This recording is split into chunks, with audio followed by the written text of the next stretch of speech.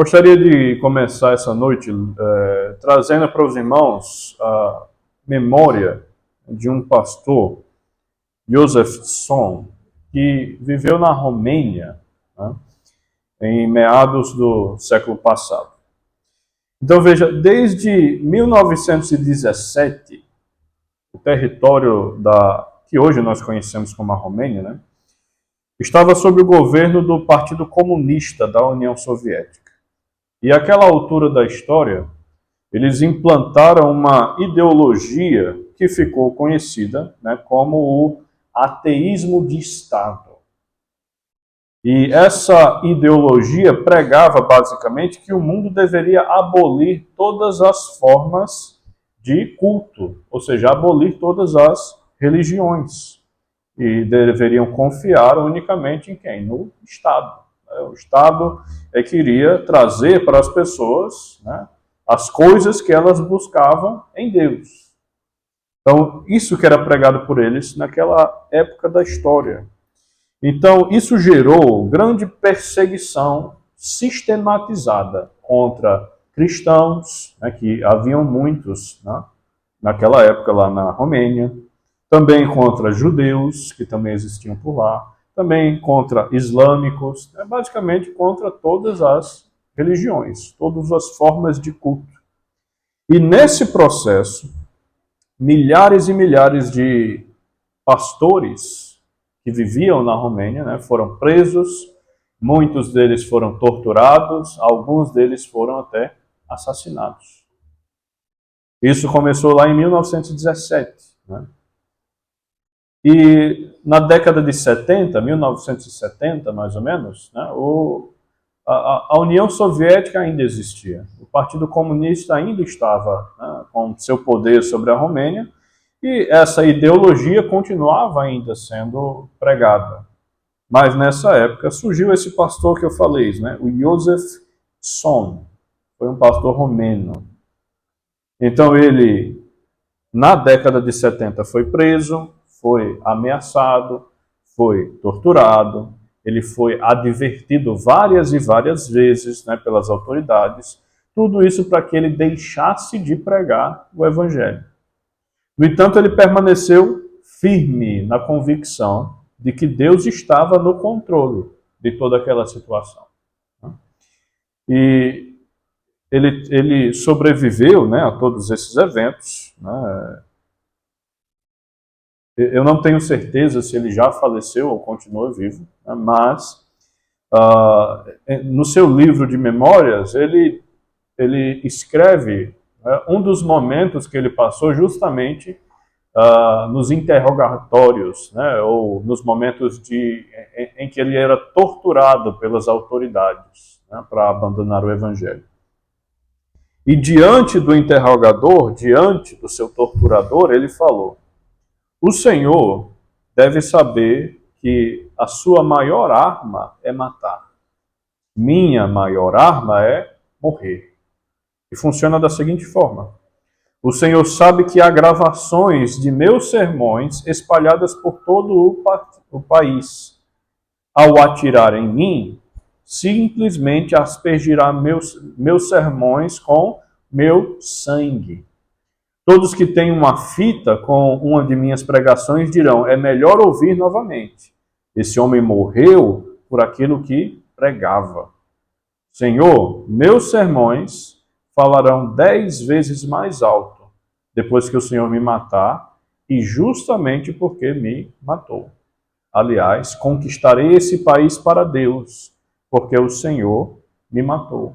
Vá em frente. Isso ele falou para o seu torturador, o seu interrogador. E essa história nos dá um grande exemplo de uma aplicação prática do que nós acabamos de ler aqui em 1 Pedro. Pedro fala da vida de aflições, mas aflições especificamente pelo fato de sermos cristãos. São aquelas represálias do mundo contra a nossa fé. Ou seja, perseguição. Contra o Senhor Jesus, contra o povo do Senhor Jesus, contra o Evangelho do Senhor Jesus Cristo. E o que é que Pedro tem a nos ensinar diante desse fenômeno, dessa situação. Nós devemos encarar a perseguição à nossa fé de forma santa. Nós devemos enfrentar a perseguição de forma santa. E ele nos dá 3 mandamentos para obedecermos, nessa passagem que nós lemos, para que nós possamos enfrentar as perseguições de forma santa. E o primeiro mandamento está aí nos versículos 12 a 14. E é que nós devemos nos alegrar nas perseguições.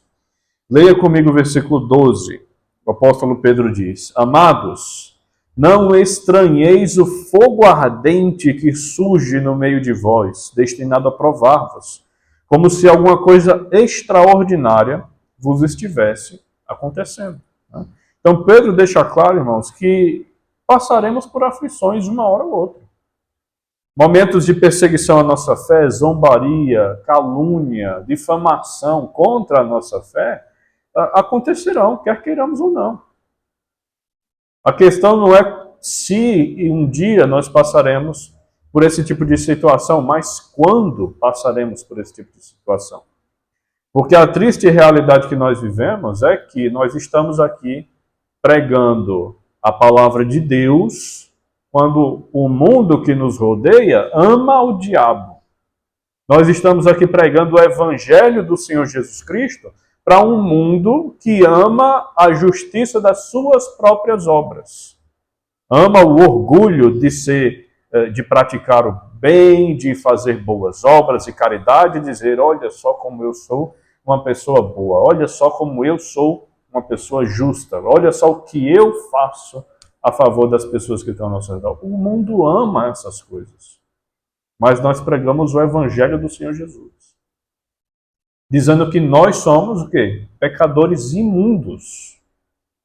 Dizendo que nós não podemos alcançar a salvação pelo nosso próprio mérito, pelas nossas próprias obras. Mas o mundo ama as suas próprias obras, ama a sua própria justiça. E por isso eles odeiam o evangelho.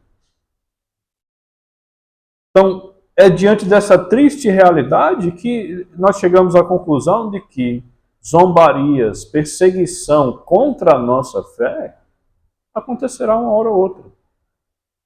Imagino que não seja difícil entre os irmãos pensarem em talvez familiares, em vizinhos que já zombaram do fato de sermos cristãos. Tenho pessoas assim na minha família, temos vizinhos assim. Imagino que eu não esteja sozinho nessa situação. Creio que muitos dos irmãos já passaram por situações difíceis e chatas pelo fato de que o mundo zomba de nós. Lembro de uma irmã lá na igreja de Santa Catarina. Hoje ela já é uma senhora, né, de idade, a irmã Edileuza. E ela se converteu criança. Tinha seus, 11, 12, 13 anos de idade. E a primeira coisa que aconteceu depois que ela se converteu foi levar uma surra da mãe, que não queria que ela fosse para uma igreja de crentes. Então, nós podemos estar a qualquer momento diante de situações em que a nossa fé é atacada. Então, por isso nós não deveríamos nos espantar ao receber represálias desse mundo em que nós vivemos. Afinal, eles são todos inimigos de Deus. E necessitam do Evangelho, necessitam do agir do Espírito Santo para sair dessa situação, para se tornarem povo de Deus, filhos de Deus. Só Deus para fazer essa transformação em suas vidas. Então, diante desse versículo 12, o que é que nós devemos fazer? Devemos entender que, hora ou outra, nós vamos sofrer algum tipo de perseguição.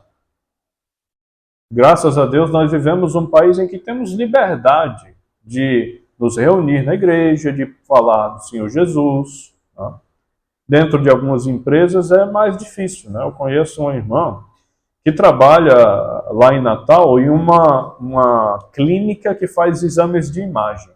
Faz exames de ultrassonografia e coisas do tipo. E ela de vez em quando recebe lá pessoas que estão desesperadas. Porque estão fazendo esses exames justamente porque tem doenças difíceis, né? Cânceres e coisas desse tipo. E ela se vê na dificuldade de ter que receber essas pessoas dentro da sua sala, né, e ser proibida pela clínica de falar do Senhor Jesus. Mas mesmo assim ela, com ousadia, ainda prega o Evangelho. E muitas pessoas saem de lá, entram chorando e saem de lá sorrindo. Né, porque a palavra do Senhor não volta vazia.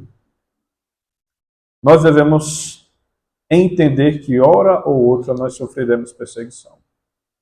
E que não há nada extraordinário acontecendo se viermos a passar por esse tipo de experiência. Veja comigo no Evangelho de Mateus, capítulo 10, versículos 16. Mateus, capítulo 10, versículo 16. Veja o que o Senhor Jesus disse aos seus discípulos. Eis que eu vos envio como ovelhas para o meio de lobos. Sede, portanto, prudentes como as serpentes e simples como as pombas. E acautelai-vos dos homens, porque vos entregarão aos tribunais e vos açoitarão nas sinagogas. Por minha causa sereis levado à presença de governadores e de reis, para lhes servir de testemunho a eles e aos gentios. Então, o Senhor Jesus já alertou, né, desde 2000 anos atrás, alertou os seus discípulos de que, nesse mundo, nós estamos aqui enviados por Deus, como ovelhas no meio de lobos. Pessoas que estão aqui à mercê da violência desse mundo, da violência contra a nossa fé. E a triste realidade do mundo, irmãos, é que há perseguição contra nós simplesmente pelo fato de que nós somos servidores do Senhor Jesus. Como eu falei antes, nós temos grandes liberdades no nosso país. Tenho plena convicção de que nossos irmãos que vivem em países como a Coreia do Sul, Coreia do Norte, Afeganistão, Paquistão e tantos outros países, né, podem falar isso com muito mais propriedade do que qualquer um de nós. Porque eles sofrem perseguição sistematizada. É o Estado que os persegue. É a polícia que vai atrás deles. É o governo que tenta os prender. Porque nossos irmãos são vistos nesses países simplesmente como criminosos, por serem cristãos. Nossos irmãos da Coreia do Sul, muitos estão, ou Coreia do Norte, muitos estão até em campos de concentração nesse exato momento.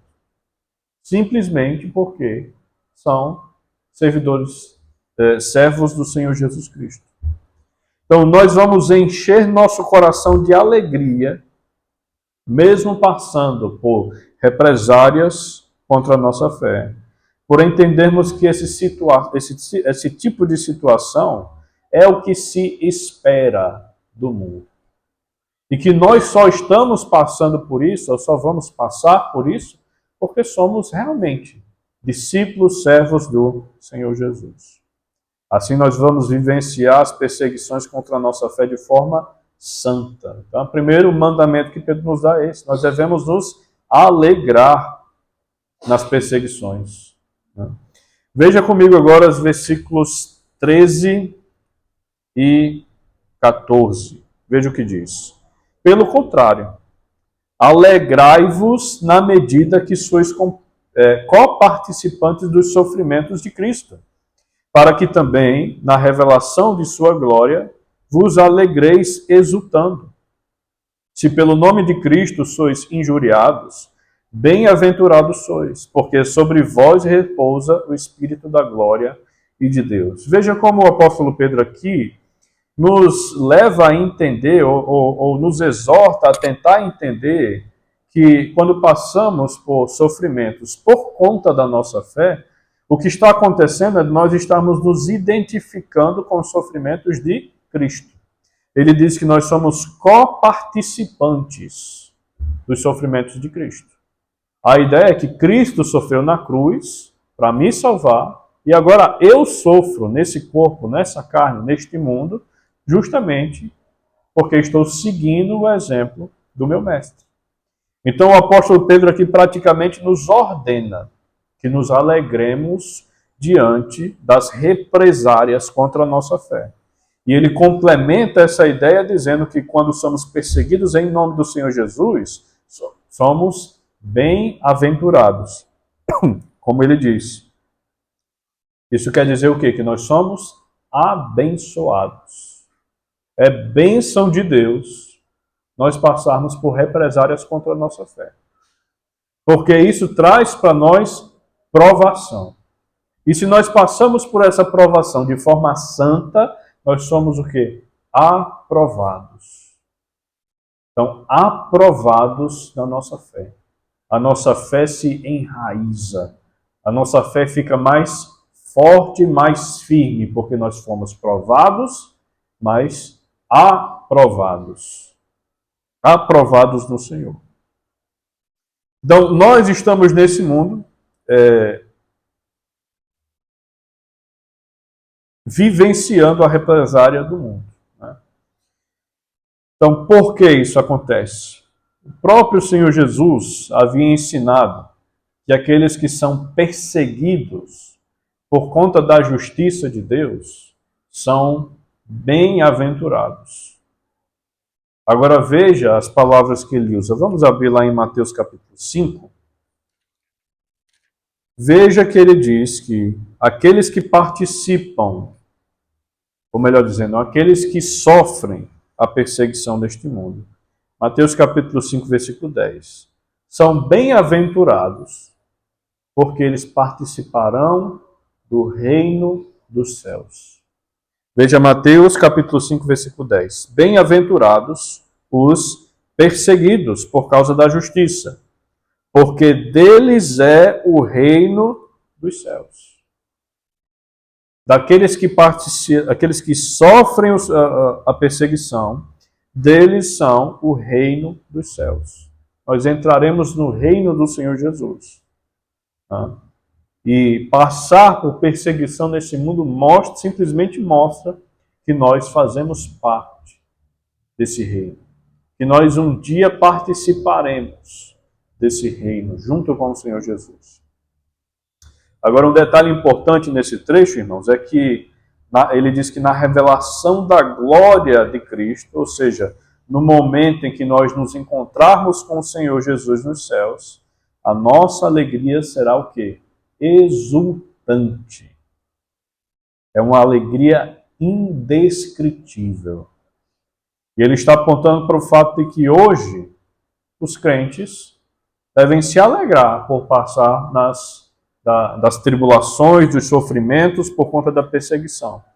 Mas hoje nos alegramos, mas no momento em que encontrarmos o Senhor nos ares, essa alegria será muito maior, infinitamente maior, transbordante. Transbordaremos de alegria quando encontrarmos com o Senhor Jesus nos céus. Então, o que nós devemos fazer diante disso é enfrentar as perseguições com serenidade. Vejam comigo, irmãos, em 2 Coríntios. Abra comigo em 2 Coríntios, capítulo 4. Nós vamos ver apenas o versículo 8. 2 Coríntios, capítulo 4, versículo 8, diz assim: Em tudo somos atribulados, porém não angustiados, perplexos, porém não desanimados. É natural, irmãos, ao passar por perseguição, zombaria contra a nossa fé, nós ficamos o quê? Atribulados. Temos momentos de sofrimento. Mas, mesmo nessa tribulação, nós não estaremos angustiados. Aquilo não vai desfalecer o nosso espírito. Aquilo não vai acabar com a nossa vida. Nós podemos ficar o quê? Perplexos. Talvez de ver a perseguição por meio de pessoas, né, que nós jamais imaginaríamos. Né? Nós não vemos nossos familiares mesmo, que nos amam e que nós amamos. muitas vezes trazendo palavras de acusação, palavras injustas contra nós, ficamos perplexos diante disso. Mas na perplexidade nós não ficamos o quê? Desanimados. Porque Deus nos dá forças. Então é normal nós sentirmos certa angústia, mas nós podemos passar por essa angústia de forma serena, de cabeça erguida, com o orgulho de sermos servos do Senhor Jesus. Nós não devemos deixar que a represália do mundo contra a nossa fé nos deixe angustiados e desanimados. Precisamos nos apegar cada vez mais, irmãos, em oração ao poder do Espírito Santo que habita em nós, para nos ajudar a enfrentar esses momentos de dificuldade. Então, aqui nós vemos o primeiro mandamento que ele nos ordena: devemos nos alegrar nas tribulações. Agora vamos ver a partir do versículo 15 que nos momentos de perseguição, de represália, nós também devemos glorificar a Deus, glorificar ao Senhor. Veja o versículo 15. Nós devemos glorificar ao Senhor vivendo piedosamente. Veja o que diz o versículo 15. Não sofra, porém, nenhum de vós como assassino, ou ladrão, ou malfeitor, ou como quem se intromete em negócios de outros. Então aqui são coisas que não devem existir na nossa vida. Então toda bem-aventurança que é garantida, ou seja, todas as bênçãos, né, são garantidas para aqueles que sofrem em nome de Jesus Cristo, não são aplicadas, irmãos, àqueles que sofrem por conta de suas más escolhas, por conta de seus erros, por conta das consequências dos seus pecados. Então, uma coisa é nós sofrermos pelo simples fato de sermos cristãos. Outra coisa é nós sofrermos por consequência do nosso pecado. E Pedro está dizendo, as bênçãos que eu estou falando aqui, que são reservadas àqueles que sofrem em nome de Cristo, não valem para esses que sofrem por conta do pecado. Tá? Então, para aqueles que sofrem por conta do pecado, porque praticam o que é mal, a resposta das Escrituras é outra. Não é que você será abençoado, é que você deve arrepender do seu pecado.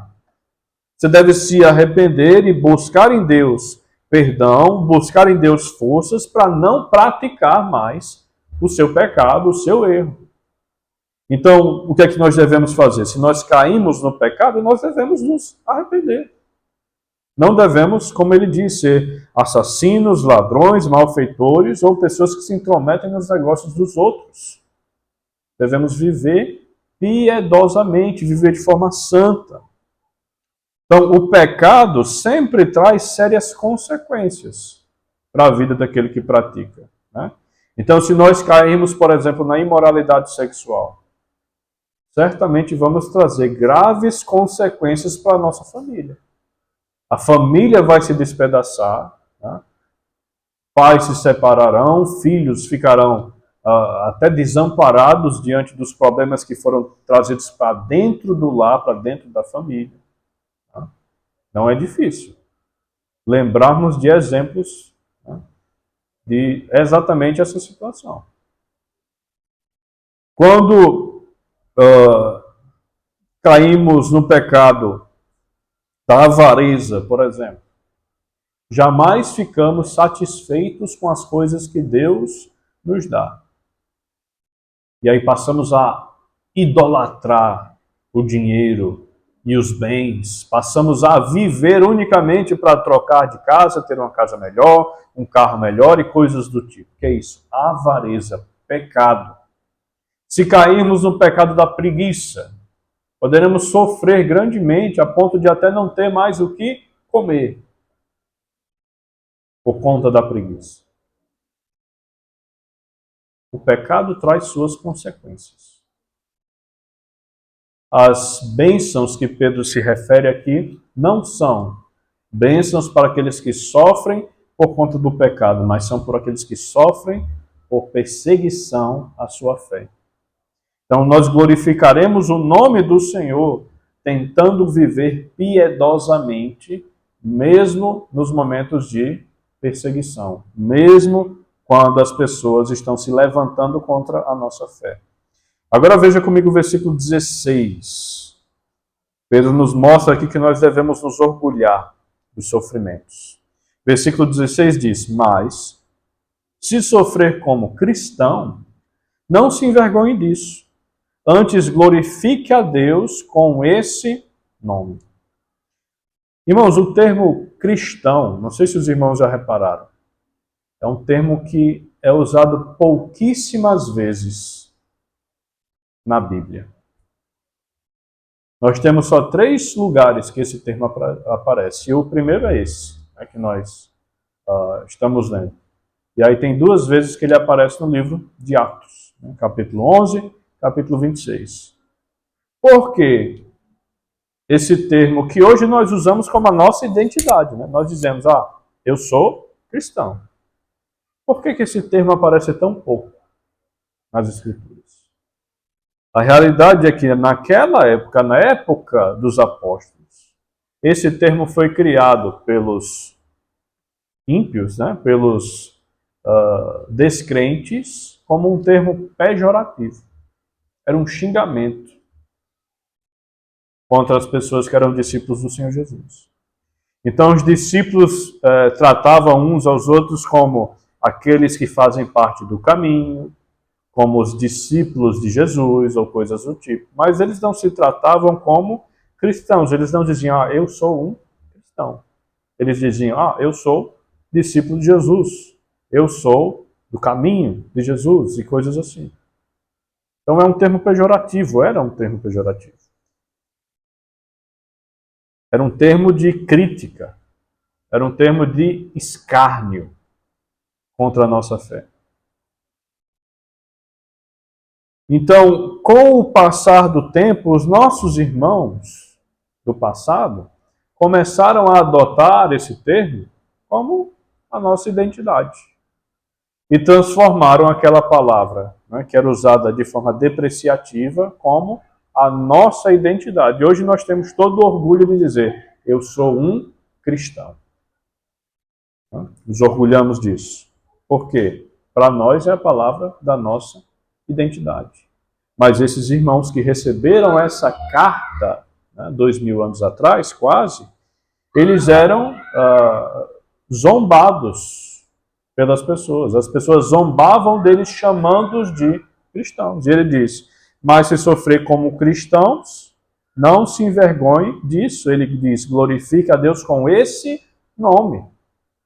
Glorifique a Deus com o nome de cristão. Louve ao Senhor. Certamente, esse versículo aqui foi fundamental para que os nossos irmãos do passado adotassem o nome cristão como o nome de nossa identidade. Então, louvemos ao Senhor como cristãos.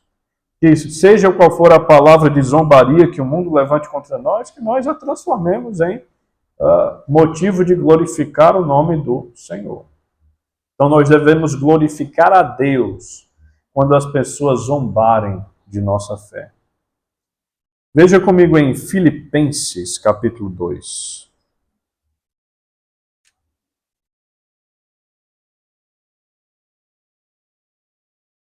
Veja a quem eles estavam zombando. Filipenses, capítulo 2, versículo 9.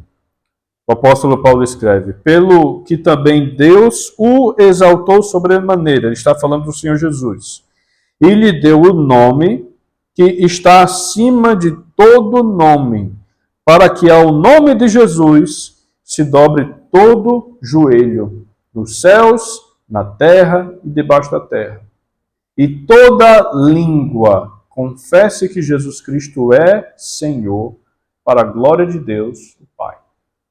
Então eles estavam zombando aquele que é o Todo-Poderoso. Aquele que está acima de todo poder, de todo principado. Aquele que foi elevado por Deus à posição de maior autoridade que jamais que existe neste mundo. Esse é o Senhor Jesus. E nós orgulhosamente dizemos, eu sou um discípulo do Senhor Jesus, eu sou um cristão.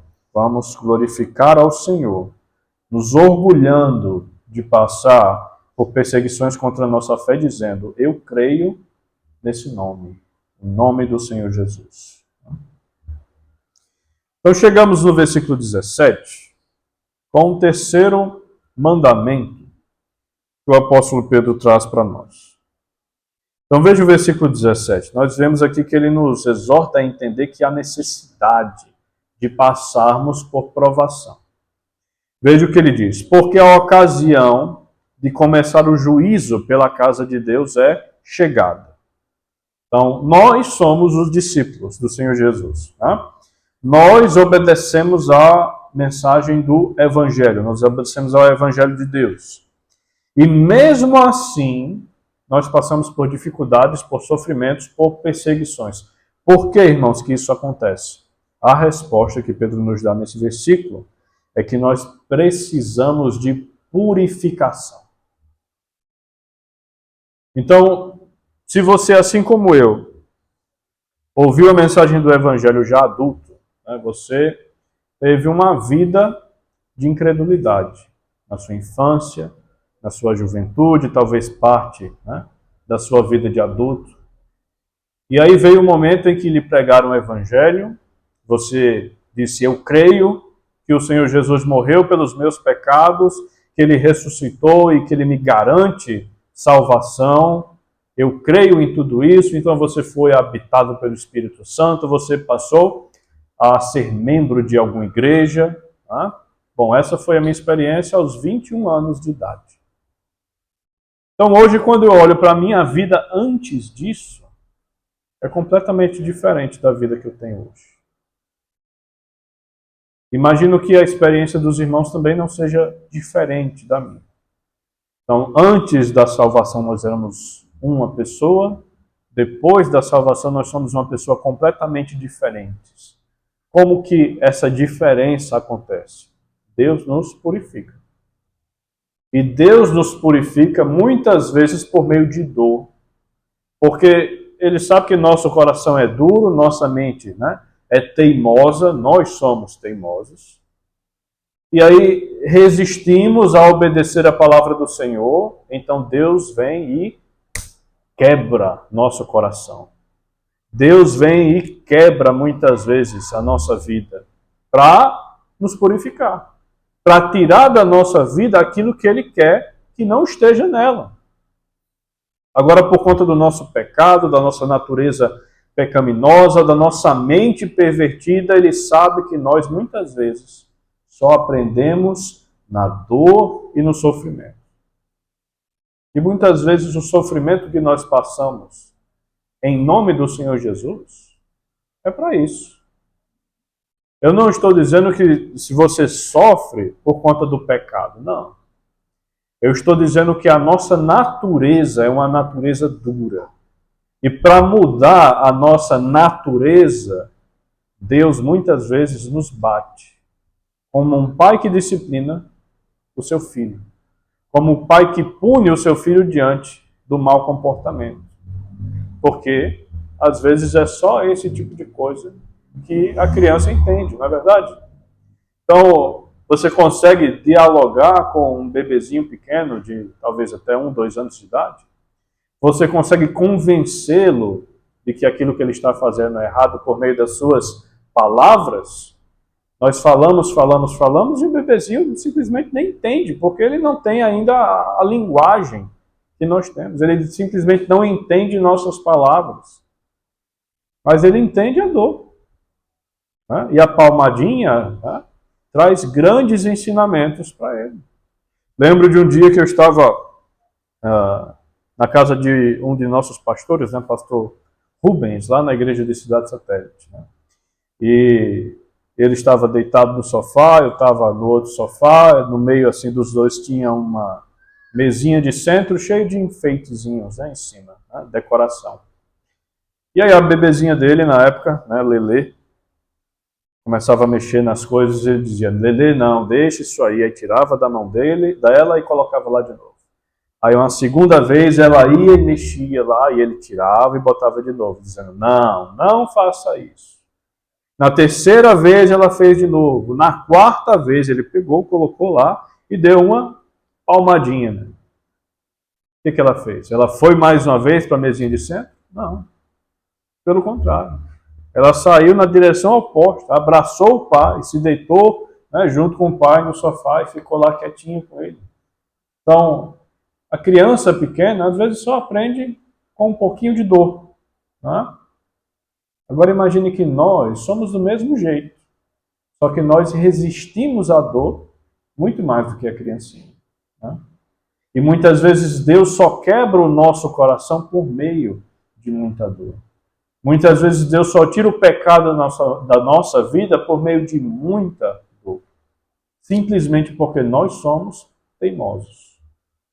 Porque nosso coração é duro.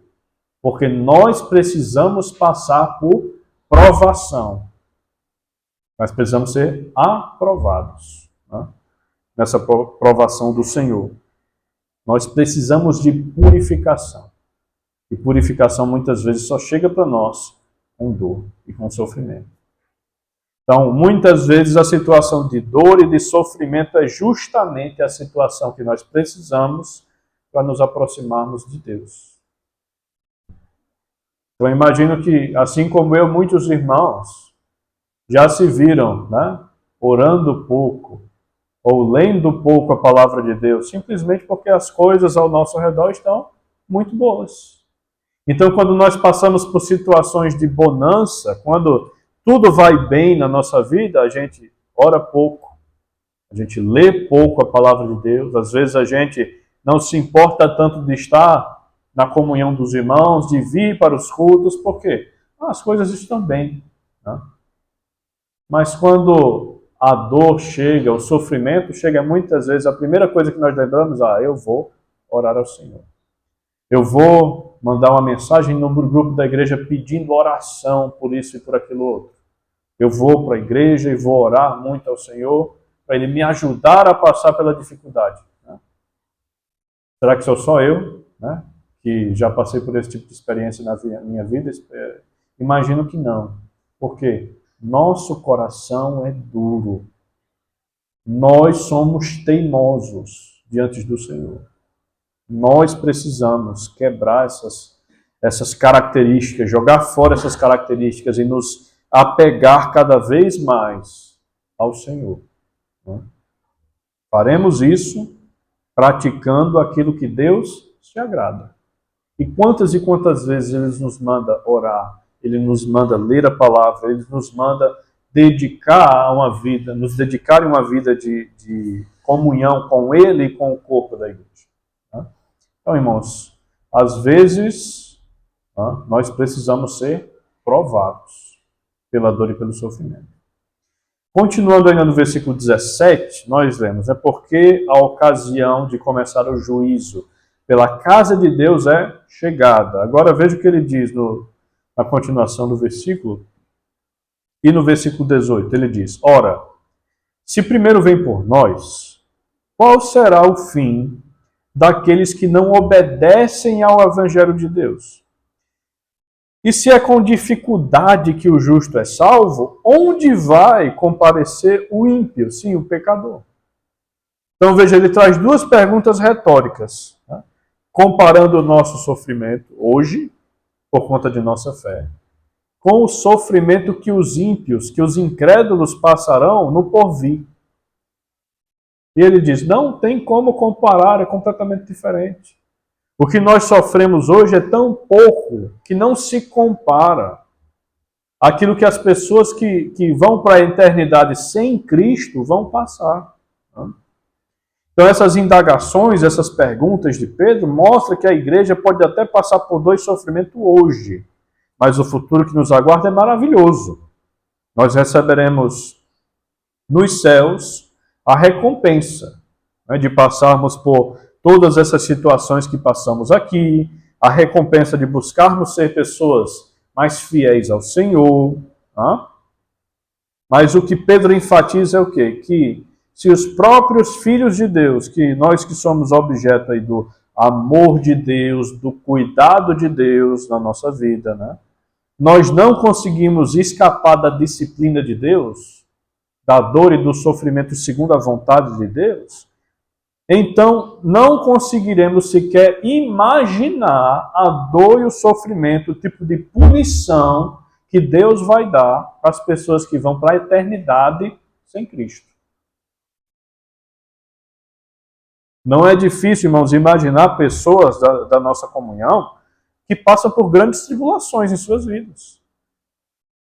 Sei, dentre os irmãos, pessoas que têm dificuldades tremendas. E que eu muitas vezes agradeço a Deus pela vida daquela pessoa, porque eu sei que o testemunho que ela dá é grandioso no nosso meio. Mas mesmo a dor e o sofrimento que nós passamos aqui, os mais profundos, não se comparam à dor e o sofrimento que está reservado para os incrédulos que vão entrar na eternidade sem Jesus. E isso nos dá convicção, irmãos, de que nós devemos entender a necessidade de passarmos por provações enquanto estivermos aqui. O que é que nós devemos fazer diante disso? Ser receptivos à repreensão, à correção, à disciplina de Deus na nossa vida. Veja comigo Hebreus capítulo 12. Hebreus capítulo 12, nós vamos ler versículo 6. Hebreus capítulo 12, versículo 6 diz: porque o Senhor corrige a quem ama e açoita a todo filho a quem recebe. O Senhor corrige a quem ama. Então, muitas vezes, os sofrimentos, as dores da disciplina, da correção de Deus sobre as nossas vidas são demonstrações do amor de Deus. Ele é um pai amoroso, um pai sábio. Os irmãos devem entender a diferença entre um pai bondoso e um pai sábio. O pai bondoso, nessa analogia, é aquele que está sempre muito preocupado com o conforto do seu filho. Então ele sempre deseja, sempre quer e sempre trabalha para que o seu filho tenha sempre do bom e do melhor, para que o seu filho se sinta o mais confortável possível em casa, na escola, na igreja, seja em qualquer lugar que esteja. Sempre muito preocupado com que o seu filho tenha grandes bênçãos em suas vidas. Mas não é assim o pai sábio. O pai sábio é aquele que conhece o coração do seu filho. E é aquele que sabe que o seu filho, se deixar levar pelo seu próprio coração, vai acabar indo para caminhos que são diferentes daqueles da vontade de Deus. Vai acabar indo por caminhos longe da santidade que Deus exige de nós. Então, o pai sábio é aquele que corrige. Aquele que diz, meu filho, ande por este caminho. E quando o menino desvia, ele vai e coloca ele de novo no caminho certo. E tenta fazer isso repetidas vezes para quê? Que a criança continue crescendo e amadurecendo nos caminhos do Senhor. Agora, nós sofremos o mesmo tipo de disciplina por Deus. E sofremos esse tipo de disciplina porque somos filhos de Deus. Deus é um pai sábio. Deus é um pai que conhece o nosso coração muito mais do que nós mesmos. Então, ele sabe muito mais do que nós como nós devemos ser corrigidos. Ele sabe aonde apertar para nós andarmos pelos caminhos certos. Então, confiamos na providência de Deus de nos disciplinar. E quando ele nos disciplina, nos repreende, nos corrige, o que nós devemos fazer é o quê? Ser receptivos, aceitar essa correção, essa disciplina, porque ela vem de Deus, do nosso Pai, que quer que andemos por caminhos corretos. Então vamos tratar a disciplina do Senhor como atos de amor do Senhor para conosco. Se fizermos isso, nós vamos nos encorajar a sempre fazer o que agrada a Ele. Então vamos nos encorajar a praticar o bem. Agora veja comigo o versículo 19. O apóstolo Pedro diz: por isso, também os que sofrem segundo a vontade de Deus, encomendem sua alma ao fiel Criador na prática do bem. Então veja como Pedro nos mostra aqui, irmãos, que há necessidade de nós sermos submissos à vontade de Deus para as nossas vidas. Veja, o sofrimento injusto causado por represárias à nossa fé não está fora dos planos de Deus. Faz parte dos planos de Deus. O que Pedro quer nos exortar aqui nessas palavras é que precisamos manter a plena convicção da bondade e do poder de Deus nessas situações. Então imagine quando um parente, um vizinho, um amigo se levanta para zombar da nossa fé, a primeira coisa que nós deveríamos pensar é: Deus está no controle. E talvez Ele esteja utilizando essa situação para o meu bem. Certamente, irmãos, Ele está utilizando Ele utiliza esse tipo de situação para o nosso bem. Então nós precisamos ter plena convicção da bondade de Deus sobre nós. Então, Ele está no controle, e se nós passarmos por esses sofrimentos, por essas aflições que vêm por nós por conta de nossa fé, o próprio Senhor vai utilizar essa situação para um bem maior que talvez nós sequer possamos entender. Veja comigo Romanos, capítulo 8.